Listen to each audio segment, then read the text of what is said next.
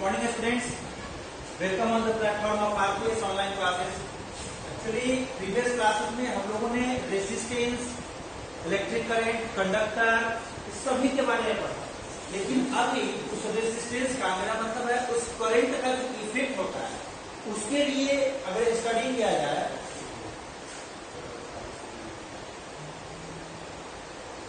तो इस करंट की इफेक्ट से पहले ना चार्ज का इफेक्ट, और इस करंट का कॉज किसका है? करंट के फ्लो होने के लिए जो cause which cause current electric charge cause current. तो इसलिए यहाँ पर हम लोगों ने पढ़ा कि जो चार्ज है यह चार्ज ना बेसिकली बहुत तरह की इफेक्ट प्रोड्यूस करते हैं। जब यह चार्ज रेस्ट में होता है, इसका मतलब है स्टैटिक केस में होगा, रुका हुआ केस में होगा, तो यह सिर्फ इलेक्ट्रिक फील्ड प्रोड्यूस करता है।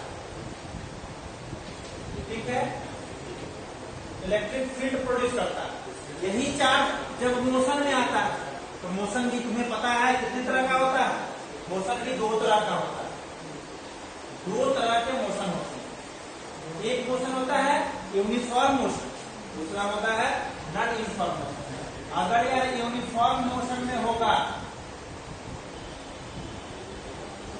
यूनिफॉर्म मोशन में होगा, ये वाला यहाँ रेस्ट लिखे हैं, रेस्ट में होगा, यूनिफॉर्म मोशन में होगा, तब यह जो प्रोड्यूस करेगा वो होगा इसका इलेक्ट्रिक फील्ड तो होगा ही, as well as magnetic field भी होगा।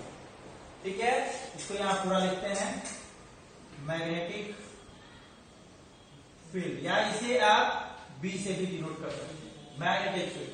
और अगर यही charge non uniform motion, non uniform motion का दूसरे वर्ड में बोल सकते हैं एक्सेलरेटेड मोशन।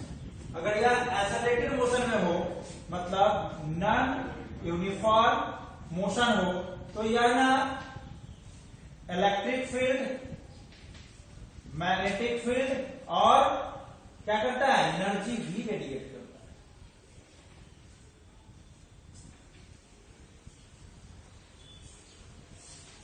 है। एनर्जी भी रेडिएट करता है। अब ये सारे इफेक्ट्स है, तो ऐसे हम लोगों ने यहाँ इस इलेक्ट्रिक फील्ड के बारे में, इस चार्ज की इफेक्ट के बारे में तो हम लोगों ने पढ़ा। अब जब यह किसी करंट कैरिंग कंडक्टर से, जैसे देखिए यह एक करंट कैरिंग कंडक्टर है, तो इससे यह इस तरह से यह फ्लो कर रहा होगा, तो जो फ्लो कर रहा है उस कंडक्टर से तब मोशन में जा रहा है ना, फ्लो कर रहा है, तो इसके चारों तरफ ऐसे ऐसे इस वायर के चारों तरफ इसके ऐसे इस चारों तरफ वह इस इफेक्ट को प्रोड्यूस करेगा, मैग्नेटिक फील्ड को प्रोड्यूस करेगा, इलेक्ट्रिक फील्ड को प्रोड्यूस करेगा। और यह इलेक्ट्रिक फील्ड और मैग्नेटिक इफेक्ट के साथ साथ एक और इफेक्ट को स्टडी करते हैं जिसे हम लोग heating effect of electric current बोलते हैं। Heating effect of electric current. तो magnetic field of electric current, we will study about this in the next chapter, but in this chapter we are going to study about this heating effect of electric current, because there are so many types of electrical appliances which is working on this principle. इसी heating effect of electric current को joules law of heating भी बोलते हैं। अब यहाँ पर हम लोग इसको पढ़ने से पहले उस डिवाइसेस का एक रेटिंग्स बोलते हैं, स्पेसिफिकेशन बोलिए या रेटिंग्स, कितने वोल्टेज लेकर के कितना वोल्टेज यह प्रोड्यूस करेगा उसके बाद। जैसे हम लोग बल्ब के बारे में कहते हैं 10 वाट, 60 वाट ट्यूब होता है, 15 वाट का, 30 वाट का।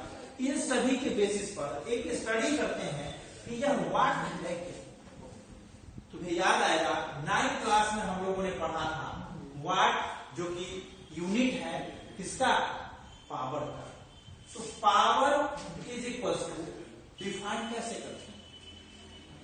Power is equal to, actually कोई भी डिवाइस है, जैसे फैन ही है, फैन का वर्क क्या है?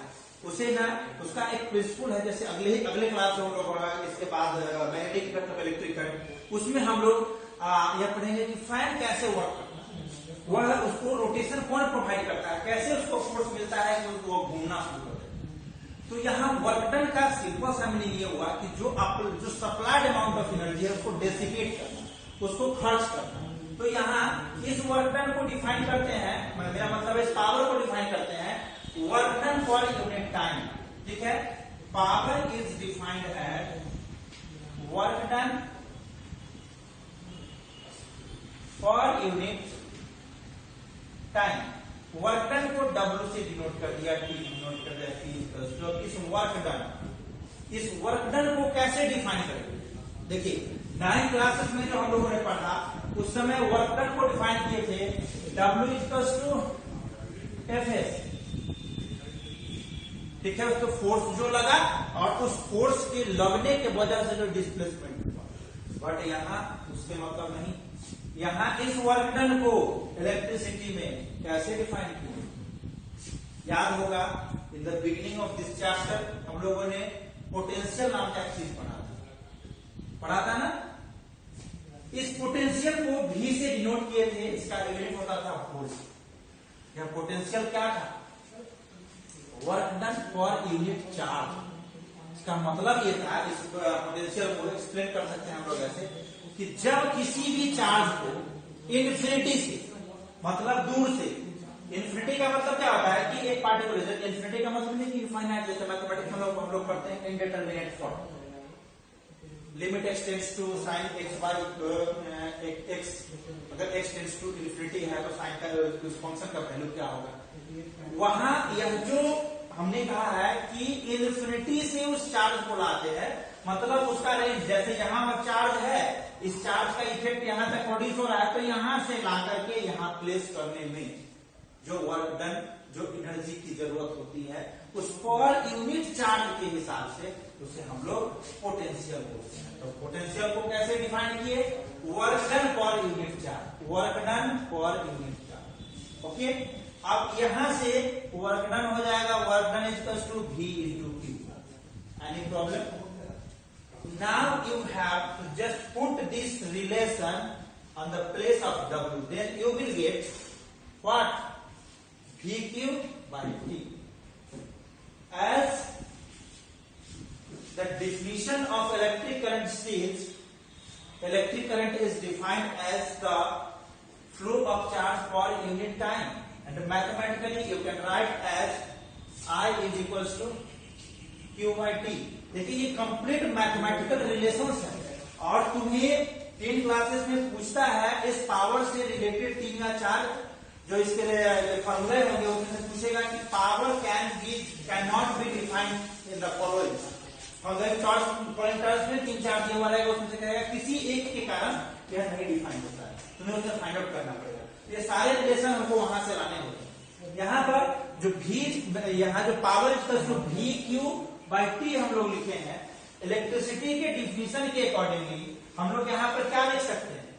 यहाँ V तो एज इट इज जैसा है वैसा ही रह जाएगा, बट यहाँ देखिए इस Q by T को देख रहे हैं, यह हो जाता है इस Q by T को हम लोग एक्चुअली करंट को डिफाइन कर चुके हैं, तो Q by T के जगह पर I रख सकते हैं। अब देखिए हमारे पास रिलेशन क्या आ गया, इसको यहाँ पर जरा याद रखिए, P इक्वल्स टू VI, ठीक है, P इक्वल्स टू VI। अब देखिए प्रीवियस जो हम लोगों ने एक कॉन्सेप्ट पढ़ा था ओम्स लॉ का। ओम्स लॉ में क्या कहा था? The applied voltage is directly proportional to the current. मतलब मैथमेटिकली क्या लिखे? V is equals to IR, ऐसा लिखे थे। अब V is equals to IR है, तो यहां पर हम लोग लिख सकते हैं अकॉर्डिंग टू ओम्स लॉ, क्या लिख सकते हैं? यहां V के जगह पे IR इंटू I, क्या हो जाएगा? I square R। एक है हमारा P इक्वल्स टू VI, दूसरा हो सकता है I स्क्वायर R। ये फर्स्ट रिलेशन, ये सेकेंड रिलेशन। इसके बाद भी देखिए इस ओम्स लॉ से ही हमें एक और कंक्लूजन मिल रहा है, वो क्या कर सकते हैं इस ओम्स लॉ के अकॉर्डिंग ही, यहाँ जो V इक्वल्स टू I लिखा हुआ है, तो यहाँ पर P is equals to V को एज इट इज रहने से ओम्स लॉ में यहाँ से अगर I फाइंड आउट करें तो I equals to V by R हो सकता है। अब I is equals to V by R जब हमने किया है, तो यहाँ पर क्या लिख सकते हैं? यहाँ पर देखिए आपके पास V into V by R लिख सकते हैं। यह क्या आ जाएगा? V स्क्वायर बाई R हो सकता है। तो यहाँ हम लोग क्या लिख सकते हैं? तीसरा relation V square by R। ठीक है, और भी कोई रिलेशन आएगा क्या? आर का फाइंड आउट कर लिए, आर का फाइंड आउट कर लिए। इस तरीका से अब अगर इस आर को किसी और फॉर्म में रिप्रेजेंट करें और उसको हम लोग यूज करें तो पावर से रिलेटेड या कितने सारे ये जो हमारे पास फॉर्मुलेशन है इसका यूज होगा। अब इसको अगर एग्जाम ये फाइंड आउट करना हो तो हम लोग इसको प्रॉपर्ली लिखेंगे। एक बात और इसको समझ लीजिए क्योंकि यह इंपॉर्टेंट है एग्जामिनेशन पॉइंट ऑफ व्यू से और हमारे न्यूमेरिकल को सोल्व करने के लिए भी यह एक बार इसे और देखिए कि कहां से किस किस चीज को मैं वहां पे लिख रहा हूं। सबसे पहले हम लोग लिख सकते हैं as power is defined as, तो पावर को P से डिनोट करते हैं। Power is equals to work done by time. Okay, अब इसको ऐसा भी लिख सकते हैं P is equals to W by T। और मैं कहां से कौन सी चीज को ला रहा हूं मैं कहां से किस चीज को मैं ला रहा हूं यहां वो मैं लिखता हूं। पोटेंशियल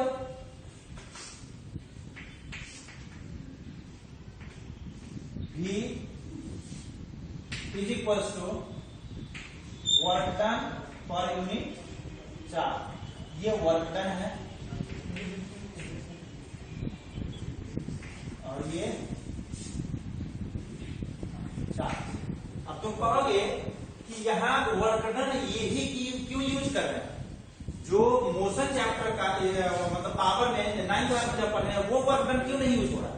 तो वो वर्क डन इसलिए नहीं यूज हो रहा है क्योंकि यहाँ इलेक्ट्रिक चार्ज का फेनोमेनन है। चार्ज को किसी भी जगह से अगर प्लेस करते हैं तो हमें कितना वर्क डन करना पड़ता है वो इससे डिफाइंड होता है, न कि वहां WF से डिफाइंड होता है। तो वहां से हम लोग लिख सकते हैं W इक्वल्स टू क्या लिख सकते हैं आप? यहां से W इक्वल्स टू हो जाएगा Q इंटू V। तो यहां पर लिख सकते हो आप Q into V by T। अब ये वाला पार्ट जो है करंट के डेफिनेशन, ये फर्स्ट में ये देखिए, दूसरा में current I is equals to rate of flow of charge मतलब Q by T।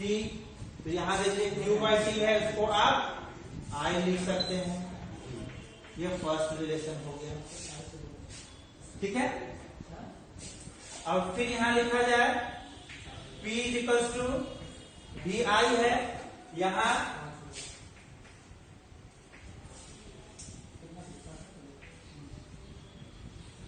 Ohms law क्या कहता है? V is equals to IR, यहां से I is equals to V by R। यहां देखिए एक बार V के जगह पर रखिए तो V के जगह पर रखिए IR into I is equals to क्या हो जाएगा? I square R। ये हो गया सेकेंड रिलेशन, ठीक है। थर्ड में हम लोग यहाँ पर पुट कर सकते हैं V एज इट इज रहने दीजिए, V I के जगह पर रख दीजिए V by R, V square by R। ये हो गया थर्ड रिलेशन। ये थर्ड इंपोर्टेंट रिलेशन है जिससे बेस्ड क्वेश्चन पूछता है ऑब्जेक्टिव क्वेश्चन में 2017 और 18 में। ऑब्जेक्टिव क्वेश्चन में which one expression does not define the power, उसमें इसमें से ये तीनों ऑपरेशन दिए हुए थे और एक ऑपरेशन क्या किया था? V स्क्वायर बाई I कर दिया था। तो V स्क्वायर बाई I किसी भी हालत में आप ला सकते हो क्या? नहीं ला सकते हो, या I स्क्वायर बाई R भी नहीं ला सकते, ठीक है। तो इस तीनों रिलेशनशिप को कैसे हमने इस फॉर्मुलेशन को हेल्प से यहाँ पर हम लोग फाइंड आउट किए हैं वो कंप्लीट कर सकते हैं और इसके बेसिस पर हम लोग तीन ऑब्जेक्टिव में से हम लोग फाइंड आउट कर सकते हैं कौन सा एग्जैक्ट एक्सप्रेशन है और कौन नहीं, ठीक है। अब इसके बेसिस पर जब कोई भी सर्किट जो 9 वाट 10 वाट 100 वाट 200 वाट ये ऐसा अगर वो इलेक्ट्रिक बॉल का कोई भी इलेक्ट्रिकल एप्लायंसेस होता है तो वह उस जैसे आयरन इलेक्ट्रिकल आयरन देखते हैं उसके भी 220 वोल्ट पर कुछ रेटिंग्स दिया हुआ रहता है।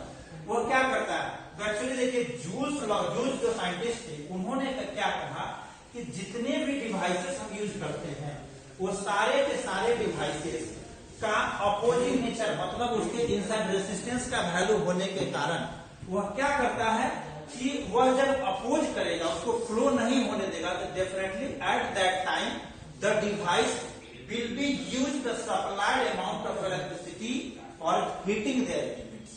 हर एक चीज, जैसे इलेक्ट्रिकल बल्ब है, उसे लगा दीजिए, स्विच ऑन कर दीजिए, 5 मिनट के बाद उसको टच करके देखिए, वह हीट हो चुका होता है।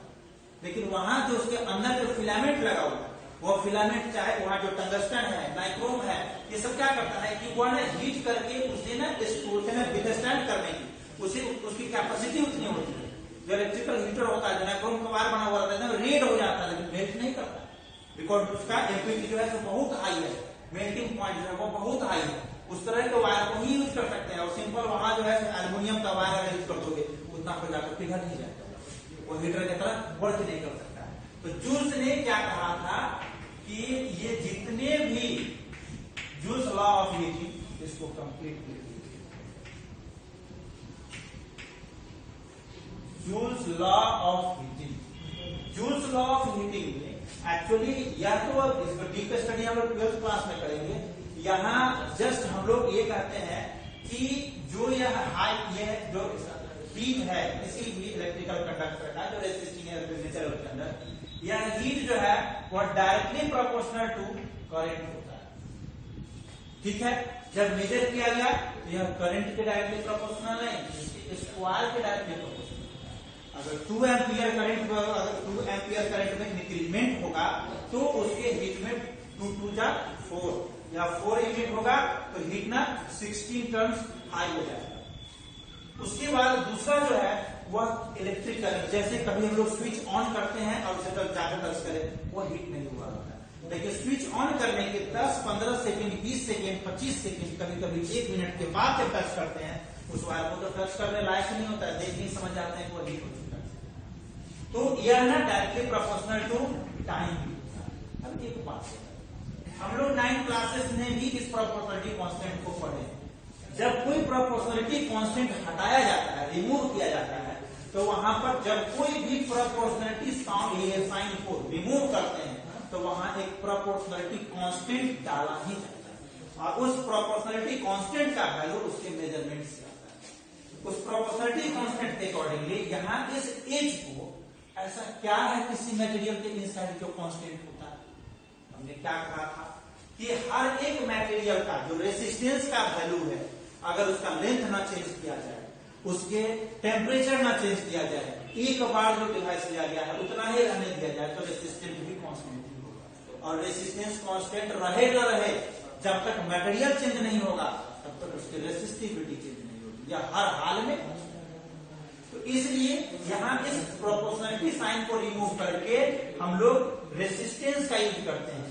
ये चीज आर स्क्वायर टी, इसको साइंटिस्ट ने ए चीज I square R T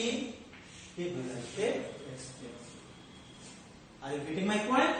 joules law of heating states that, अगर स्टेटमेंट में कहना हो तो ऐसे लिख सकते हैं, Joule's law of heating effect is, Joule's law of heating states that the heat या generated heat is directly proportional to the square of current flowing through them for particular time।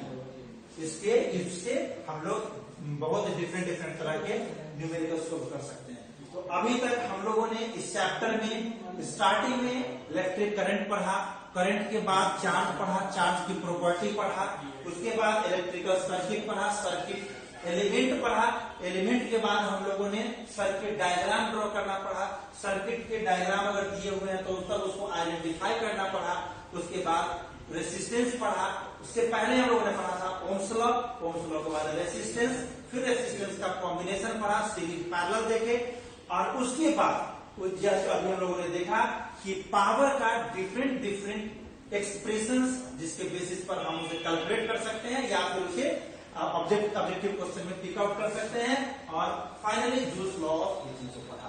तो इस चैप्टर का maximum मतलब क्या बोलते हैं उसको, almost theory complete हो चुका। अब इसमें सिर्फ और सिर्फ हम लोग न्यूमेरिकल से स्टार्ट करेंगे, सिर्फ क्वेश्चन सोल्व करेंगे, जिसमें अगले क्लास में हम लोग रेसिस्टेंस के बेसिस पे कि उसे अगर बेंड करते हैं, कट करते हैं, बेंड ओवर करते हैं तो उसके रेसिस्टेंस पे कितने वैल्यू कैसे चेंज करते हैं उसको कैलकुलेट करेंगे। आप थ्रू आउट चैप्टर को रीड करके इस थ्योरीज को रिवाइज करके आइए। नेक्स्ट क्लास में हम लोग इसके आगे क्वेश्चन से स्टार्ट करेंगे। तब तक के लिए थैंक यू।